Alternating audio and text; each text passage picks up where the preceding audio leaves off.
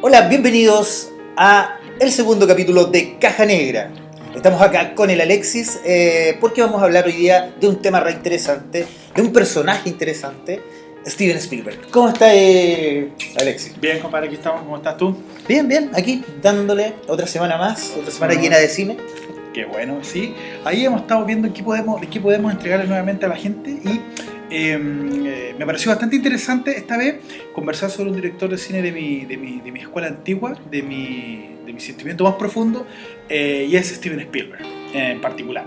Un director de cine antaño mucho más conocido que ahora, porque ahora digamos que ha habido una metamorfosis de este director, pero que tiene un pasado bastante interesante y ha tenido una trayectoria casi, digamos, atípica en el mundo de los directores, con una permanencia particular que de alguna manera lo hace como el director, entre comillas, más exitoso de la historia del cine. Exactamente, porque vamos con Steven Spielberg. Partimos hoy, otro episodio de La Caja Negra.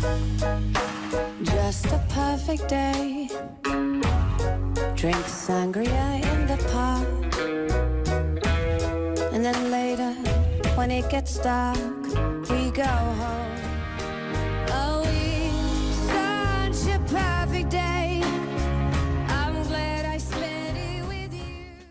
Desde la Biblioteca Viva de la ciudad de Los Ángeles, en su sala de exposiciones, porque es un salón multiuso donde hay de todo. Hoy hubo incluso una charla a los profesores de acá, compadre, y estuvo súper buena. De hecho, yo alcancé a captar algunas cosas. Efectivamente, esta es una sala en la cual se hacen muchas cosas, o sea, totalmente multipropósito, y nos da a la ciudad de Los Ángeles un espacio también cultural para poder venir a echarle un ojo. Hay exposiciones siempre y los invitamos para que ustedes también vengan a darse su vuelta. Me parece súper bien. Está la invitación hecha entonces. Por supuesto. Entonces nos vamos con Steven Spielberg. Dando detalles apreciativos, Alexis, yo encuentro que es un fan del cine, pero con todas las letras.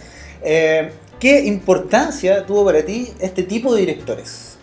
Partiendo por el... Mira, Steven Spielberg comienza haciendo películas como a mediados de los 70, incursiones en el mundo audiovisual, siendo muy prematuro. Pero a mí me llegó fuertemente el trabajo de él ya cuando ya se estaba como consagrando a una edad muy temprana, particularmente con la película E.T. En ese tiempo, como para hacer justicia a una apreciación más real, más justa, más tangible, era que, por ejemplo, uno cuando yo iba al cine y iba a ver una película, yo no tenía idea de directores, yo no tenía idea de... Bueno, en ese tiempo no existía la farándula del cine como la que existe ahora, en donde no se sabía sobre películas que habían ganado tanto, ni tantos detalles externos a las películas. Era solamente la experiencia de sentarse en la sala, ver la película y experimentar, digamos, valga la redundancia, la experiencia de ver simplemente una buena historia, nada más. Exacto. Ahora, había muchas cosas que la decoraban, la música, la ambientación, los efectos especiales, y etcétera, etcétera, que todo rodeaba al contexto de una historia. Con el tiempo eso igual se fue como ensuciando un poco, creo, y lo que a mí me hace recordar un poco aquella época era que se consumía de una manera bastante más limpia, bastante más inocente, en donde uno se impresionaba bastante con esto. Lo que pasa es que el nivel de asombro, yo creo que es lo que hemos ido perdiendo. Además también por el exceso de información que existe en este momento y que los jóvenes están repletos, ¿cierto?, de datos y de bombardeo de información, de películas, de demás, lo que los convierte en unos críticos enanos, en unos chicos. Yo he hablado con cabritos chicos que tienen un nivel de crítica súper, son conocidos como haters en redes sociales, que son los tipos que todo lo encuentran malo, que todo lo encuentran que le falta, no, que los efectos especiales están malos, que este compadre está sobrevalorado, etcétera, etcétera. Pero antiguamente, en esos años, yo creo que el desarrollo de esto es más en los años 80, nosotros íbamos al cine efectivamente con una sonrisa en la cara porque ibas a disfrutar la historia. Exacto. Ibas a disfrutar una... De repente no te fijabas en la música, no te fijabas en esas cosas, solamente te fijabas en algo que te hacía feliz y que no había espacio a críticas, sino que solo a disfrutar. A disfrutar, exactamente. Eso me evoca maravilloso recuerdo, porque resulta que, por ejemplo, particularmente a mí, en lo personal mío, E.T. para mí fue una película que me marcó muchísimo, porque resulta que como que tocó la vibra, porque más encima de la película E.T., para quienes que sería raro encontrar gente que no la haya visto o que no sepa de esa película, toca una sensibilidad bastante particular con respecto a la fantasía infantil, a la inocencia, el tener el mejor amigo y que el amigo sea un extraterrestre. Bueno, no sé si ahora ese sea como la utopía de la fantasía de los niños, pero por ejemplo antiguamente eso era, si no, acuérdate del Principito y otras cosas que evocaba mucho a la fantasía del niño relacionada con la noche, por ejemplo, en donde se conectaba con personas o con un ente que nadie más lo podía comprender. De hecho, esas cosas son como bastante marcadas en el cine de Spielberg. Pero a propósito de lo que comentaste, de esta nueva generación de chicos, de jóvenes que critican bastante, sobre todo las cosas que se hacían más atrás. Por darte un ejemplo, yo una vez me topé con un chico que tenía 22 años y mencionó una basofia de proporciones. Me decía que la Guerra de las Galaxias, por ejemplo, la Guerra de las Galaxias, la primera trilogía de los años 70, estaba sobrevalorada. Por ejemplo, era unos maravillosos juicios. Yo lo miraba y decía... ¿Cuánto sabe? Yo lo pensaba, le hacía un juicio en silencio. Toma aire para no tirarlo por la ventana. ¿Cuánto sabe, Millennial? Le decía.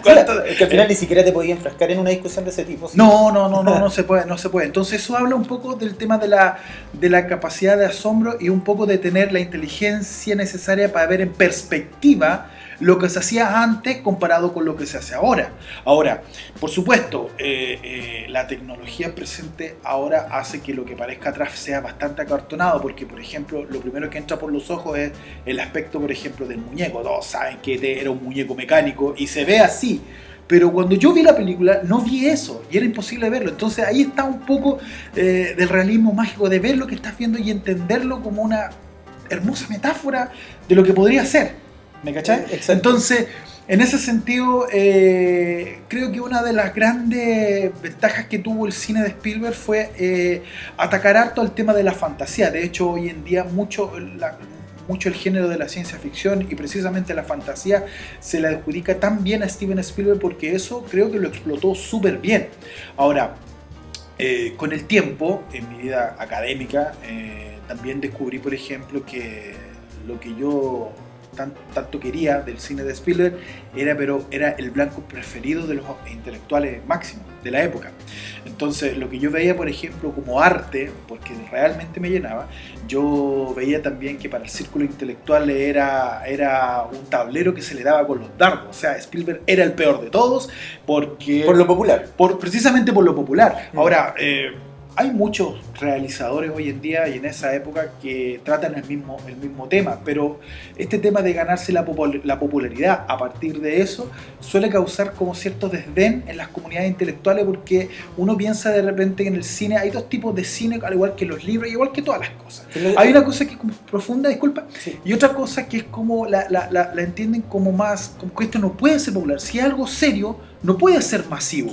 Ahora que tocas ese punto, efectivamente, tengo muchos amigos que a lo mejor me dicen, no, a ver, Spielberg, por favor, ve Darren Aronofsky, por favor. Entonces es ahí cuando tú te encuentras en una situación en la que yo creo que no entienden el cine en algunos aspectos, porque efectivamente, si hablamos de la generación de los años 80, tenemos un Richard Donner, tenemos un George Lucas, tenemos un Steven Spielberg, tenemos Robert Zemeckis, que son tipos que en ese tiempo estaban pegando, haciendo verdaderas obras de arte, efectivamente, pero que tocaron la fibra, que fue la fibra de la gente. Mucha gente asocia que lo comercial es malo y no es cultural. ¿Por qué? Porque abarca gran cantidad de público y a lo mejor no hay una línea argumental más fina como la que ellos quieren buscar. Pero yo encuentro que el cine es cine, tiene diversos objetivos. Y yo creo que cuando el cine te hace sentir algo, compadre, cuando el cine te para los pelos, ya cumplió su objetivo completamente. Yo no necesito a lo mejor una película de Darren Aronofsky para decir, yo sé de cine. ¿Me entiendes o no? Yo sé de cine cuando me siento bien con el cine. Bueno, está la crítica y creo que está lo que, si yo lo mirara como en lo medular, pienso que el cine en ese sentido es bastante democrático porque está para todos. Y una película puede ser tan profunda como para un niño en su contexto, en su historia, como lo puede ser para un adulto cuando ya ha pasado mucha información, ha pasado mucha agua sobre el puente, en donde se puede juzgar desde otra manera. Tiene etapas. Spielberg en particular, menciono Spielberg porque lo que tuvo el cine de antaño era que, como él mismo incluso lo dijo, en las diferentes generaciones existen películas que sirven como influencia para los futuros realizadores o para los futuros pensadores que les da material. Entonces, por ejemplo, Spielberg, él comentó alguna vez en una entrevista que una de sus motivaciones fue el antiguo director de cine David Lean, que fue el director de Lawrence de Arabia, por ejemplo.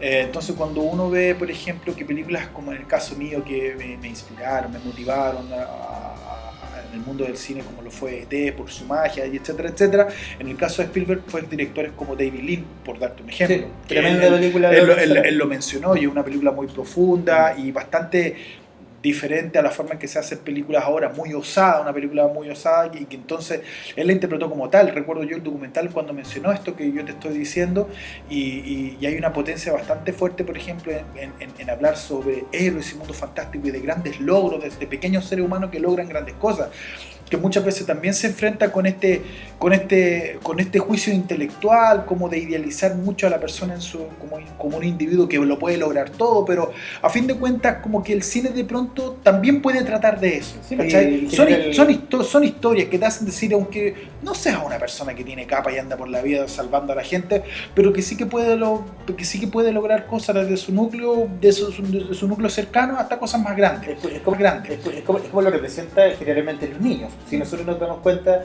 de la primera fase de películas de Steven Spielberg, que fue la fase de la ciencia ficción, exacto, la fase de las aventuras, en la cual incorpora siempre a un protagonista que es un niño y que tiene que enfrentar ciertas situaciones como lo vimos en E.T., etcétera, etcétera. Y efectivamente es ahí cuando Spielberg crece con nosotros, porque yo me di cuenta de que Spielberg empieza a darme ciencia ficción y aventuras, y después cuando yo empiezo a llegar a una madurez, llego a la adolescencia, empieza a ver el lado humanista, se mete con la lista de Schindler, el Imperio del Sol, cosas que en el fondo te das dando cuenta que tú vas madurando con el cine de Spielberg. Mira, eso es súper interesante, porque en el mundo en el mundo cinematográfico que tiene Spielberg hay una madurez, y existen pequeños detalles que están relacionados con su vida. Se habla mucho, a propósito de esta crítica intelectual al cine que hace Steven Spielberg, de que de pronto ese cine no es un cine como que se le llama un cine de autor, y si no es un cine de autor no puede ser considerado como un cineasta serio. Existen algunos patrones que se repiten en las películas de Spielberg, como por ejemplo que es la figura paterna. Y ahí nos evocamos un poquito más a entender un poquito hacia atrás sobre la vida personal de Spielberg. Spielberg es hijo de judíos. Durante su adolescencia él tenía muchas reflexiones con respecto a su vida como hijo, porque él vivió una separación aparentemente muy dura de sus padres, y él vivió eso, y como muchos niños de familias separadas que terminan viviendo con su madre, él vivió con la ausencia de su padre. No hay un aparente resentimiento al respecto, pero eso parece marcarlo mucho, porque si tú te fijas en las primeras películas de las fantasías, estamos hablando de la primera etapa de Steven Spielberg, para mí, desde que él empezó a hacer cine a mediados de los 70 hasta a principios de los 90. En esa etapa, las películas de Spielberg son lo que tú mencionas, la fantasía, las aventuras, Indiana Jones, y etcétera, etcétera. Pero uno de los parangones que tiene uno de un elemento repetitivo en sus películas es precisamente la falta y la ausencia de un padre en los personajes de sus películas, que pasan de alguna manera desapercibidos, sin mirar a E.T. mismo, por darte un ejemplo. En el caso de E.T., la figura del padre es mencionada en una reunión familiar donde se fue con otra mujer, y eso solamente es mencionado, y que provoca un trauma en su madre, porque cuando él se lo menciona, cuando le dice, oye, mi papá se fue a vivir a México, provoca lágrimas y llanto de una madre que no logra sanar esa herida sentimental, ¿te fijas? Sí. Y está ese niño que mira desde lejos cómo su madre llora por una familia rota. Y un niño que está solo. Exacto. También lo podemos ver en El Imperio del Sol, que es una película que me encanta. Exacto. Pasa exactamente lo mismo. Pero en el caso de Imperio del Sol pasa algo bastante particular, aunque también se repite esto que estoy mencionando. Como un niño solo que enfrenta al mundo. Exacto. Los inicios de Spielberg se remontan, si bien, a la fantasía, pero hay pequeñas pinceladas a algo de lo que llamamos el cine más maduro, que trata de temas que de pronto no son tan masivos. El primer acercamiento con eso, medianamente, creo que se pasó con Encuentros cercanos del tercer tipo. En el caso de Encuentros cercanos del tercer tipo también se presentó este tema del papá ausente, o del papá que que de repente se desligaba de sus obligaciones de padre. Si tú te recuerdas, él se obsesionó tanto por el sueño que tenía con respecto a los extraterrestres que de pronto la familia la dejó de lado, sí, y la familia empezó a reclamar presencia, en donde él se estaba obsesionando por lo que consideraban algo ridículo. Entonces hasta que al final el tipo terminó perdiendo a su padre. Incluso entabla en esa película una amistad el personaje de Richard Dreyfuss con una mujer que también era una madre soltera, que es la madre del niño que se raptan los extraterrestres, que vive en el campo.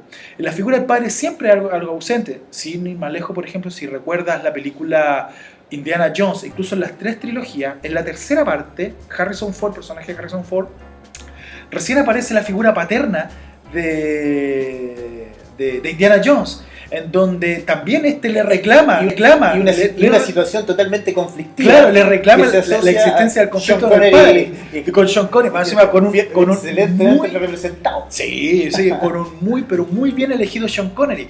Recuerdo que en una entrevista Spielberg relataba de que, bueno, Sean Connery, para que los chicos no recuerden, porque Sean Connery dejó de hacer películas hace como 12 años, que ya se retiró del cine, pero sigue tan vigente, y el otro día vi una foto y está igual, ese viejo es un inmortal. Es un inmortal, y su voz es inconfundible. Bueno, Sean Connery, cuando fue elegido para la película de Indiana Jones, la tercera parte, La Última Cruzada, ya era una eminencia, y Indiana Jones ya gozaba de una reputación. Y lo que ocurrió fue que Spielberg comentaba de que ver a dos tremendos monstruos del cine, como ya lo estaba haciendo en su formación Harrison Ford, que ya estaba logrando esa madurez como actor y como actor reconocido, Sean Connery, que gozaba pero de un prestigio absoluto, ver los dos, de pronto él decía que se sentía tan incómodo, decía que de repente tenía que taparse la boca porque se largaba a reír de incomodidad, porque no podía creer que los tenía los dos en un set en donde él los estaba dirigiendo. Pero volviendo al tema de la paternidad, si usted recuerda en una escena cuando Harrison Ford, en una pelea en un tanque, parece que cae un barranco, y Sean Connery, el padre, es rescatado por su hijo, Indiana Jones, y ve como su hijo cae al barranco y empieza como una especie de autocrítica donde te fallé como padre, no te alcancé a decir lo que quería decirte, y de repente el personaje de Harrison Ford cayó por el barranco pero logró salvarse y apareció por detrás de él, en donde él miraba hacia el barranco y ¿quién miran? Decía. Y cuando Sean Connery se da vuelta y se da cuenta que su hijo estaba vivo, le dice, oh, estaba aquí vivo, y de repente vuelve a ser el mismo, el parco, el que no demuestra sentimientos, ese tipo de cosas. De hecho, esa relación tensa padre-hijo se ve fielmente reflejada con este equipo, Sean Connery, Harrison Ford, total. Exacto. En ese intertanto, Spielberg realizó una película que fue su primera ya acercamiento al cine serio, que fue en la película El color púrpura. El color púrpura es una tremenda película, y eso fue como un apéndice en las películas que estaba haciendo, porque ya se venía viendo de que Spielberg había hecho películas de fantasía, películas bastante populares como por ejemplo E.T., Encuentro cercano al tercer tipo, Tiburón, entre otros, que fue un exitazo. Que fue como su saga de películas de ciencia ficción y aventura, y en algún momento se torna a la madurez haciendo películas como, en este caso, El color púrpura, que está basada en una novela también, si no me equivoco. Es una novela de la novelista Alice Walker, una muy buena novela, que dicho sea de paso la recomiendo muchísimo, y que es una película que que resultó ser bastante ingrata, porque la película no tuvo, el éxito comercial que tuvo sus anteriores películas. Sin embargo, Spielberg mejoró en cuanto a la crítica, en el sentido de que se le reconoció su labor artística en algo que estaba relacionado con muchos aspectos relacionados con el racismo. Spielberg realizó una película en donde prácticamente no habían actores, a mitad de los 80, en donde prácticamente no habían actores blancos. Bastante, contingente, sobre todo en Estados Unidos. Y acá también se presenta el problema de la figura del padre. Para los que vieron la película, recuerden que el personaje protagónico, que es de una joven, muy joven, Whoopi Goldberg, en esa época, que estaba pegando de hecho, creo que es muy contemporáneo, en este caso con películas como Ghost, etcétera, exacto, donde estos actores estaban obviamente en la palestra de la conversa, acostumbrado a verla para el chiste. Exacto. Era un melodrama, miembro de aquellos. Sí, pues Whoopi Goldberg era miembro, yo recuerdo, oficial en el stand de Saturday Night Live. Entonces, de repente ver a esta Whoopi Goldberg representada, ¿cierto?, dirigida por Spielberg en un drama tan brígido como lo es, en este caso, El color púrpura. El color púrpura, sin duda alguna. Mira, El color púrpura, yo tuve la suerte de leer la novela primero y después ver la película. Cuando yo leí la novela, de hecho, como, entre comillas, la película Color Púrpura fue una de mis películas de Steven Spielberg que por ser como tal no pasó tanto por los cines acá en Chile. Y por ende, por otra cosa, porque la película tenía un metraje bastante largo para las películas de la época. Llegó justo en los años de otros estrenos muy potentes, donde las salas de cine estaban ocupadas completamente. O sea, estaban ocupadas completamente. Pasa mucho. Claro, pasa mucho. exacto, y muchas veces algunas películas simplemente no pasan para todo el planeta. En ese momento, Steven Spielberg estaba como comenzando la curva iba hacia arriba y la película El Color Púrpura fue como un paréntesis en lo que él estaba haciendo. Los personajes también, te recuerdas que estaba Oprah Winfrey, también estaba, que una persona que, decir Oprah es una eminencia de la televisión hoy en día, en la comunidad estadounidense, sobre todo en la comunidad negra. Exacto, con su talk show. En este minuto discute un poco la relevancia que tiene Oprah Winfrey en la comunidad norteamericana. Y ella también estaba en la película. Entonces, digamos que estaba Danny Glover también, que venía saliendo de películas exitosas de un actor de Arma Mortal, totalmente, que había tenido mucho éxito, y este venía a ser como una reafirmación de aquello en un cine mucho más interesante. Ahora, para quienes no han visto la película y tienen la oportunidad de leer el libro, yo lo recomiendo absolutamente, porque las personas que lean el libro habrán visto la película en su cabalidad, porque este es uno de los aspectos artísticos súper increíblemente loables que tiene el cine de Spielberg, al menos con esta película, porque la película es un fiel retrato de lo que es el libro. Tú lees el libro, viste la película. Tú viste la película, has leído el libro. De alguna manera el libro te da lo que la película no te da y viceversa. La película te da lo que el libro no te da. Spielberg es un gallo que entiende mucho, en este caso, las adaptaciones. Yo cacho que es un gallo muy respetuoso de la obra, en este caso, de la novela o de los autores.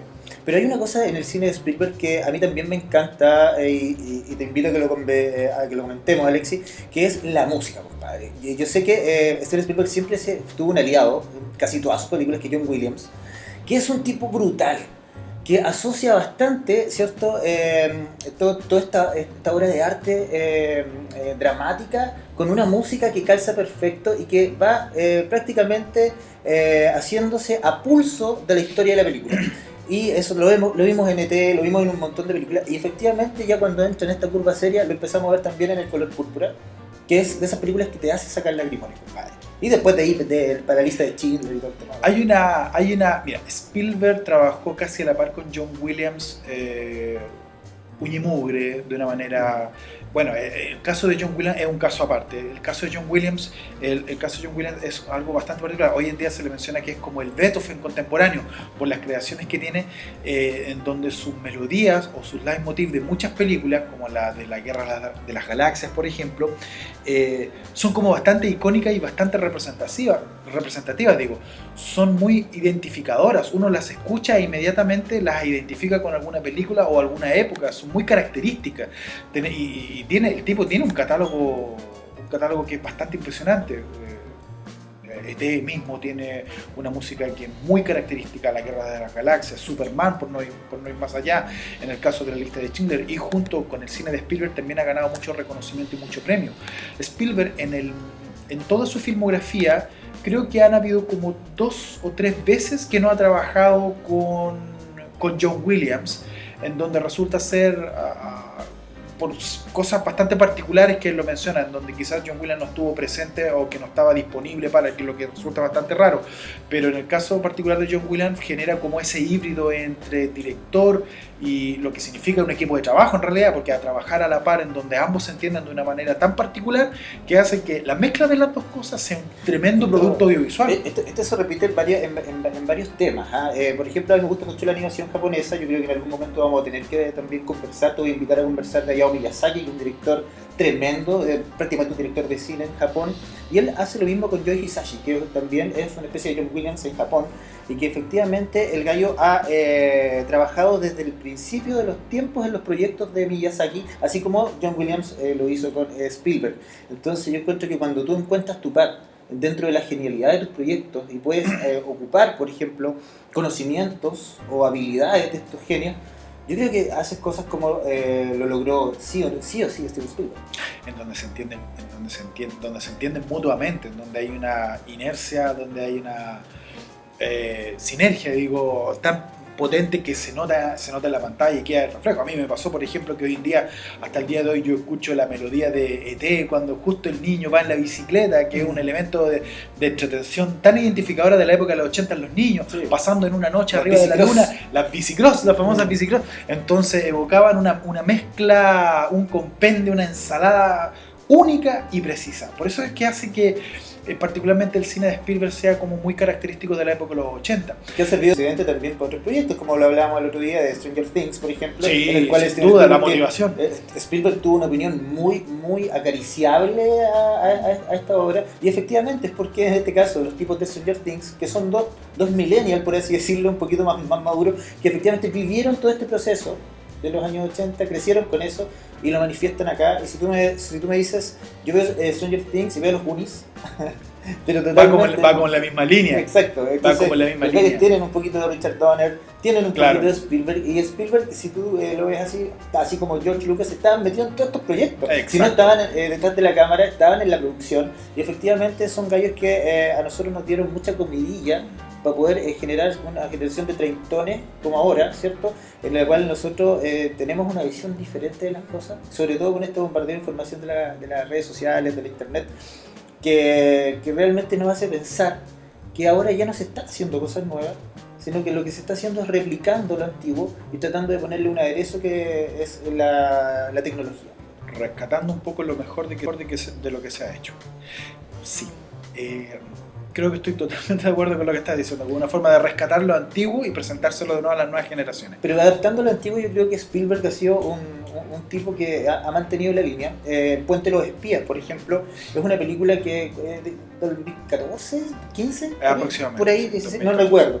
Pero efectivamente, cuando yo vi El Puente de los Espías, yo dije, este compadre conserva toda esa estructura cinematográfica, ¿cachai? Que lo ha llevado a través del tiempo y sigue sacando nuevos musos inspiradores. No recuerdo el nombre del actor del Puente de los Espías, pero que hay loco, compadre. Y esto ya lo viste en otras películas. Mira, sabes que una de las cosas que tiene, yo creo que no se le puede negar a eso, a pesar de que el análisis que se le haga al respecto, es que el tipo es un contador de historias nato. Es un contador. De hecho, él mismo dice en una entrevista, yo recuerdo haberle leído, que él tuvo la suerte de haberse dedicado a lo que hace, a su oficio de hacer cine, y que él siente de que si no se hubiese dedicado a esto, no sabe a qué otra cosa más hubiese dedicado.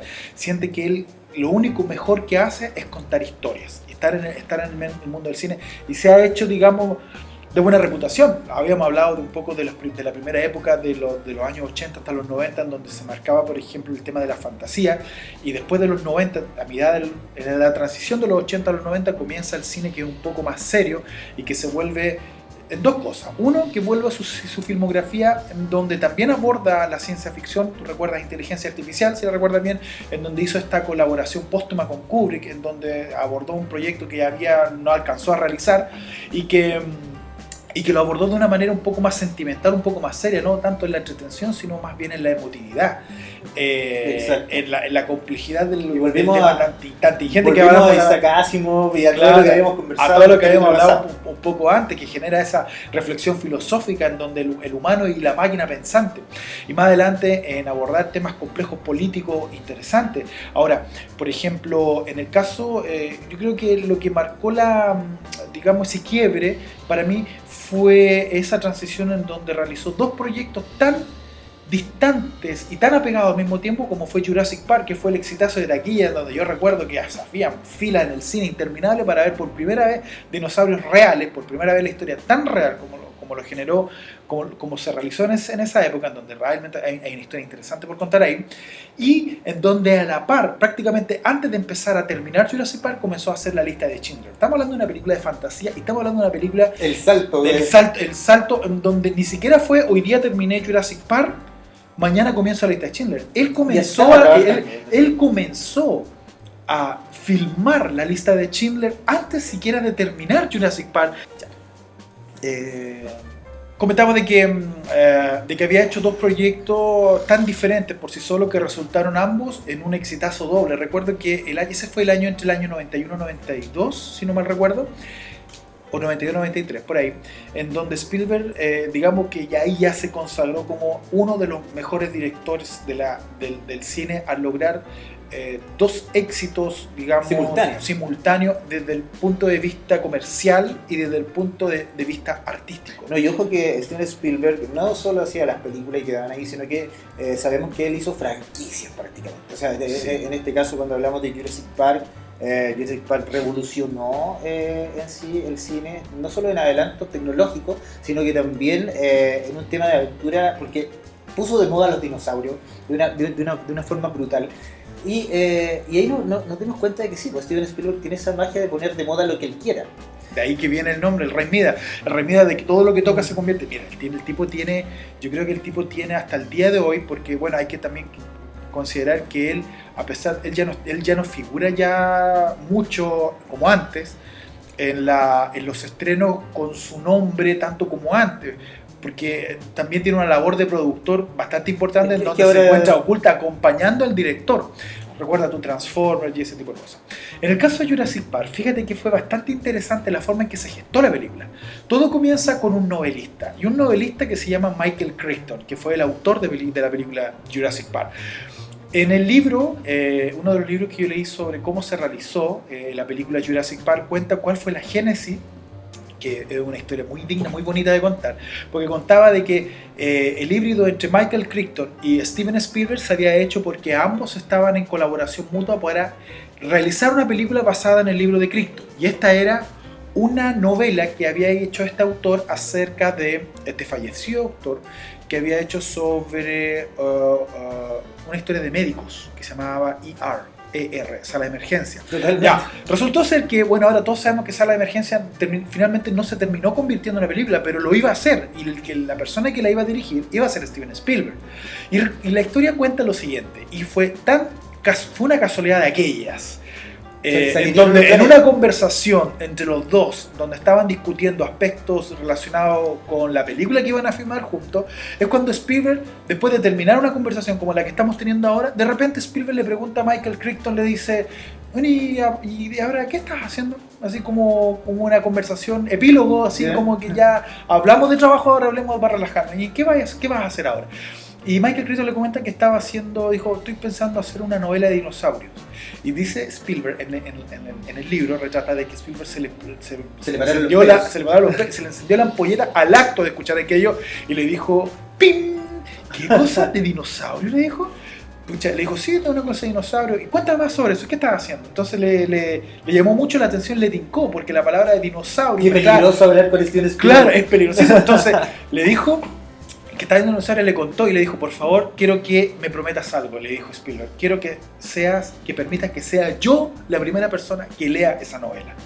Y cuando leyó la novela, dijo: quiero hacer la película. Y la película que estaban discutiendo, que iba a ser ER, finalmente, porque él había comprado los derechos para hacer la película, finalmente se la vendió, no recuerdo a Sony, sino que se la vendió para realizarla como serie. Y la transformaron, la novela de ER, la transformaron en serie y dejaron de lado. Y finalmente fue Jurassic Park la que empezó el proyecto. Y aquí se enfrentaron con aspectos técnicos súper interesantes. Pero qué buena onda que haya pasado eso. O sea, sin duda, mira cómo... No me merezco hallar, pero prefiero los dinosaurios. Sin duda, porque resulta ser que los dinosaurios tocan una fibra bastante sensible en mucha gente por el tema de la fantasía, los niños, por los aspectos científicos, en donde una de las cosas que más le gustó a Spielberg, que él decía que le gustó acerca de Jurassic Park, era la forma realista de que Michael Crichton había desarrollado la historia, en donde era muy verosímil la manera en que... La manera creíble de qué manera podemos contar una historia, contextualizarla como dinosaurios en la época actual. Y la manera resultó ser tan realista que después que se estrenó la película encontraron, recuerdo, un fósil de abeja que tenía almacenado ADN de dinosaurio. Entonces lo encontraron. Finalmente no lo transformaron en dinosaurio y le pudieron sacar un libro. A todo esto me recuerda, vi en redes sociales hace poco una noticia muy parecida donde los científicos dicen que es muy probable que se pueda hacer, y hay un tipo que les pone ahí en el timeline, les pone: oye, hay un montón de películas que dicen ¿por qué no se debe hacer eso? Y efectivamente era otro científico que les comentaba. Exacto, ¿por qué no se puede hacer? Entonces, el visionario que fue en este caso Crichton con su novela. Y la película, claro, abordó muchos aspectos, claro, por la parafernalia de ver dinosaurios reales. o de la manera en que se vio en esa época. Yo recuerdo cuando fui a ver Jurassic Park, yo nunca había visto, nadie había visto unos efectos especiales con ese nivel de calidad y esa envergadura que hizo, que finalmente tuvo el éxito. O sea, todo el mundo quería ver dinosaurios reales, anda a verlo, porque es yo creo que ese fue un parangón en la historia de los efectos especiales, que eso también es otra historia por contar, porque resulta que anteriormente los efectos especiales, a partir de Jurassic Park en adelante, cambió un poco el paradigma de los efectos especiales, en donde la computación ya se apodera de la forma en que se hace. El famoso CGI. El famoso CGI. Resultaba ser que los CGI precisamente, y eso es lo que te quería comentar, se convirtió como en un experimento, realmente, porque cuando comenzaron a hacer la película, inicialmente las pruebas de los dinosaurios, cómo se iban a ver, porque esa fue una discusión. Ok, la historia es muy buena, dinosaurios, quiero verlo en la pantalla grande, pero la pregunta es, ¿cómo lo vamos a hacer? La usanza antigua que se hacía era el stop motion, era una marioneta de arcilla que se movía cuadra a cuadra, donde se hacía milimétricamente. Los famosos monos de plasticina que había una eminencia, una verdadera eminencia de ese tipo de cine que se llamaba Phil Tippett, que si tú lo googleas, Phil Tippett es el tipo el que hizo Robocop 2, si no te recuerdas, donde el tipo era una verdadera eminencia de los efectos especiales del stop motion. Se ve mucho en los robots grandes. Exacto, y si tú fijas, yo creo que en YouTube todavía están esas pruebas que hizo Phil Tippett para Jurassic Park. Las pruebas eran Star Wars también. Muy buenas. En Star Wars también estuvo. Phil Tippett estamos hablando de que Phil Tippett era Dios del mundo del stop motion, era verdadero Dios en esa época. Pero a la par, el departamento de ILM, del departamento de efectos especiales de George Lucas, que ya estaba bien madurado para esa época, estaba creando un prototipo de efectos especiales que habían puesto en dos películas anteriormente, que era una película que se llamaba sobre Sherlock Holmes, en donde hubo unos pequeños segundos de efectos especiales que fue en realidad como una especie de prueba. Y la segunda fue con una película que se llamaba El secreto del abismo. No sé si tú la viste, una película de James Cameron. Me encanta, James Cameron. En la película de esa película de James Cameron, película con el tema de la profundidad. Exacto. Esa es otra historia. Esa es otra historia. Eso, Sí. no, cuando hablemos de James Cameron vamos a tocar ese tema. A todo esto, invitados todos, porque efectivamente yo creo que de aquí para adelante vamos a hablar de muchos directores y vamos a hacer especiales de cada uno. Así que invitados a la caja negra Director's Cut. Director's Cut. Bueno, resulta que con la película El secreto del abismo se usó de manera experimental, pero que quedó muy bien. Hermosa la película. La primera vez que se usaba CGI con la interacción real con personajes. Esta figura del agua, si tú te fijas, fue bastante, digamos, bastante precisa, porque resulta ser que en esa época los efectos especiales por computadora podían crear geometrías que se movieran y podían ser integradas en las películas, pero que tenía un pequeño detalle, que no se le podía agregar texturas, y la única forma que podían replicar eran las texturas de aguas o las texturas cromadas. Era lo único que se podía utilizar.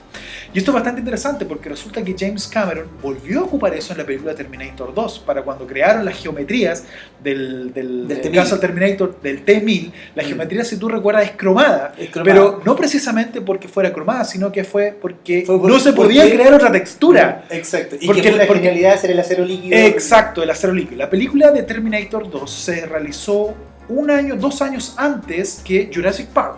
Para cuando se creó Jurassic Park, este prototipo de efectos especiales por computadora evolucionó y pudieron, a partir de estos 2 años, desde Terminator 2 a Jurassic Park, que a estas mismas geometrías que se podían mover de manera fantástica, poder colocar texturas. Poder crear el software.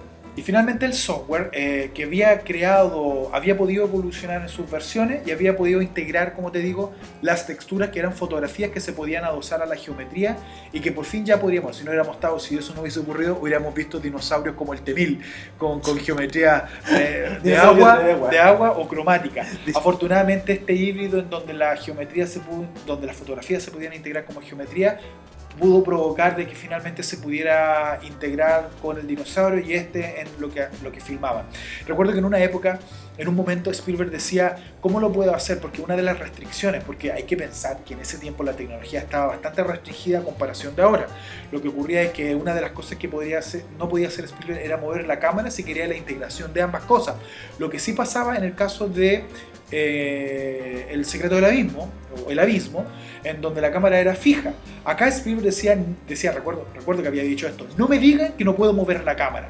Y esa discusión vino a propósito A propósito de, si recuerdan esa escena en donde salen los Galimus, en donde están en un monte, en donde está el científico con los dos niños, y ven a esta parvada de Galimus que de repente se vuelve hacia ellos corriendo, y todos salen corriendo y los dinosaurios pasan por alrededor de ellos corriendo, y la cámara se muestra como a mano alzada. Exacto. Ya, eso parece como que es una cámara exacto, que está girando. una cámara subjetiva bastante interesante que va corriendo junto con los protagonistas, que se volvió como una imagen bastante icónica de la película. Y que Resulta ser en que otras películas. eso que ocurrió de una manera tan espontánea y tan casual, que en la película se ve como algo más, resultó ser que fue un verdadero desafío técnico, porque no podían mezclar que la cámara se moviera y poder integrar los elementos y que de alguna manera concordaran con la distancia o el terreno donde ellos estaban corriendo, y el resultado fue hiper realista y que todos lo conocemos. Exacto. Meritoriamente, muy meritoriamente, la película ganó. Imagínate el recibo, porque claro. Meritoriamente ganó él. El Oscar los efectos especiales, o sea, fue Correcto. indiscutido. Cuando el Oscar de repente él no debió ganárselo, uno dice, aquí no había nada que hacer, así aquí no había nada que así hacer, es. este compadre, los otros estaban, ni siquiera recuerdo quiénes lo acompañaban, pero Que lo que pasa es que en ese tiempo yo creo que ningún crítico purista podía decir algo. no, nadie podía decir nada al respecto. En esas películas de Spielberg, lamentablemente para todos los críticos puristas, no podía y no tenía espacio a una crítica negativa. No había espacio para aquello, tenías toda la razón. Y si tú te fijas, que ya, ¿cuántos años pasó? Estamos hablando de una película que se hizo en el año 92. Han pasado casi 25, 27 Sí. años, vamos a los 30 años de la película. Todavía, si tú ves Jurassic Park, todavía tiene ese realismo que te hace dudar con respecto a si era real o no era Por real. ejemplo, en ese caso Spielberg estruja los recursos para poder hacer una película de esa envergadura. Y hace poquito también lo hizo con Ready Player One, que si tú me preguntas, yo lo disfruté de principio a fin, pero también apelando a la nostalgia porque Spielberg agarra todo lo que había hecho antes. Todo lo que había hecho, lo que hizo él y lo que no hizo él. Y la película La Reina de los Easter Eggs, ¿cierto? O las referencias, porque toma todas esas cositas que a ti te llamaron la atención en algún momento. No sé cómo lo hicieron con temas de derechos, porque agarró todo y lo mezcló en una película, batió la batidora, la licuadora y lo tiró.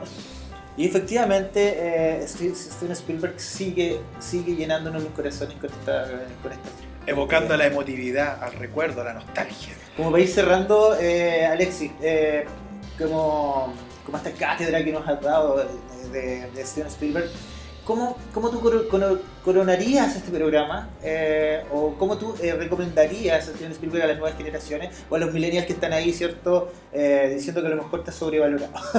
Danos un mensaje, sin tratar de matar a nadie. Yo creo que hay que ver las películas que se hacen en un contexto. Las películas cuando se hacen, me da la impresión, responden a una época.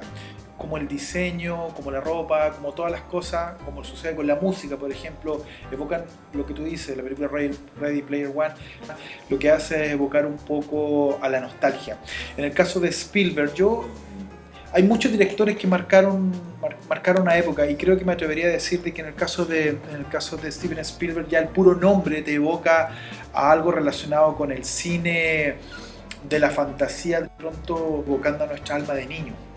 A nuestra alma de niño que de pronto la cotidianidad de la adultez te impide retomar o te impide tener en tu diario vivir.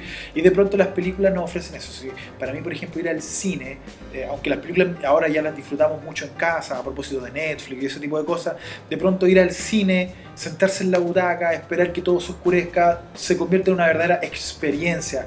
Y me resulta... Es un rito. Es un rito que de pronto hasta cuando voy y veo una película mala, hasta la película más mala me resulta buena, porque de pronto la experiencia del cine resulta ser como una especie de aspirina, una válvula de escape al diario vivir, en donde tus problemas se olvidan, y cuando sales del cine de repente te acuerdas que tenías un compromiso o algo así, pero es como una cápsula del tiempo en donde todo lo negativo queda atrás, no hay preocupaciones, las cosas se te olvidan, tú puedes soñar, puedes emocionarte, puedes reflexionar, y de alguna manera pasa con muchos directores. Hoy hablamos particularmente de Spielberg, porque Spielberg tocó en el caso mío una fibra muy sensible de mi niñez, que que yo quise un poco replicar con mi hija y funcionó igual a pesar de los años. Por ejemplo, mi hija vio y se emocionó muchísimo cuando veía el personaje de T, que iba a pasar con él, si iba a ir, no se iba a ir, iba a dejar al niño, etcétera, etcétera.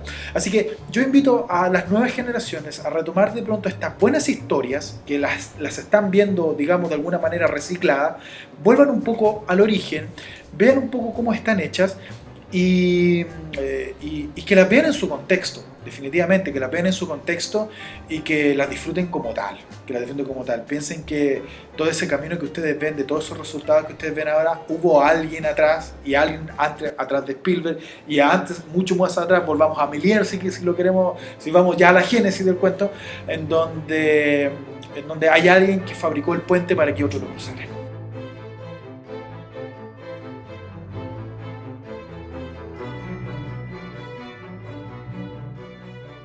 Eso en sí es el mensaje, muchachos, porque efectivamente siempre hay bases. Yo creo que las bases en este momento están más firmes que nunca, porque efectivamente todo lo que se está haciendo en el cine está siendo replicado de alguna u otra forma, con aderezos que son como la tecnología, como nuevos actores, etcétera, etcétera, pero efectivamente estamos en un mundo donde existió un año que fueron entre los 70, los 80 y los 90, donde se hicieron cosas maravillosas que están siendo replicadas ahora, y eso tiene nombre, nombres como Steven Spielberg, Richard Donner, George Lucas, etcétera, etcétera, y así muchos más que vamos también a ir comentando acá en la Caja Negra. Así que los dejamos invitados para que sigan viendo este super mega programa. Nosotros vamos a llegar hasta aquí por hoy, y gracias Alexis por esa tremenda cátedra cinéfila, y nos veremos en el próximo capítulo de Caja Negra. Recuerda seguirnos en redes sociales, en Caja Negra en Facebook y también en nuestro canal de YouTube, todo colgado de Proyecto Mandril. Nos veremos en el próximo Caja Negra y gracias por su aporte. Nos despedimos desde acá, desde la Biblioteca Viva, nuestra casa matriz para este proyecto de cine y cultura. Nos vemos. Adiós. Chao, chao. Just a perfect day. Drink sangria in the park. And then later, when it gets dark, we go home.